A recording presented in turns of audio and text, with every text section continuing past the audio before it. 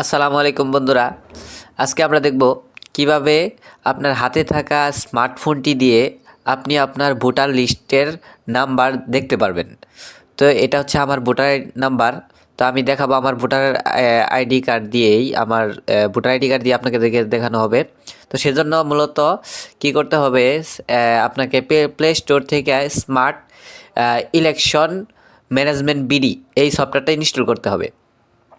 এই software install করার পর আপনি এরকম 13 পার্লামেন্টারি ইলেকশন এটার ভিতর ঢুকবেন।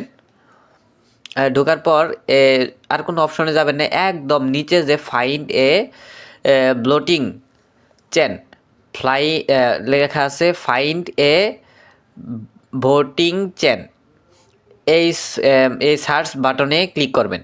তো এখানে একদম কর্নারে, তো আমি ক্লিক করছি। এখানে এনআইডি নাম্বারটা আপনাকে বসাতে হবে। আমি এনআইডি নাম্বার বসাচ্ছি।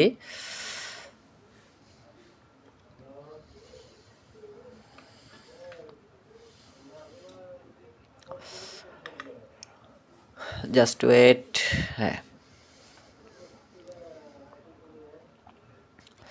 তো এনআইডি নাম্বার বসানো হচ্ছে। এনআইডি নাম্বার বসানোর পর জন্ম তারিখ এবং সাল, জন্ম ডেট দুটো একসাথে দিতে হবে। এই যে আমি এখানে অবশ্য ক্রাপ করা, তো উপরে হচ্ছে সাল আছে, আর নিচে হচ্ছে যে ফেব্রুয়ারি, মার্চ, এপ্রিল, যেই মাস হবে সেই মাসে দিতে হবে। এরকম যেই সালে জন্মগ্রহণ করছেন সেই সাল দিবেন এবং ডেট সঠিকটা দিবেন, তা নাহলে কিন্তু আসবে না।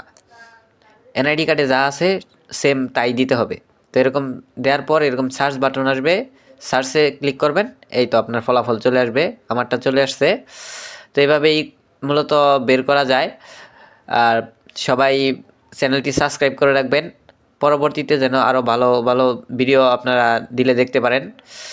সেজন্য ধন্যবাদ সবাইকে।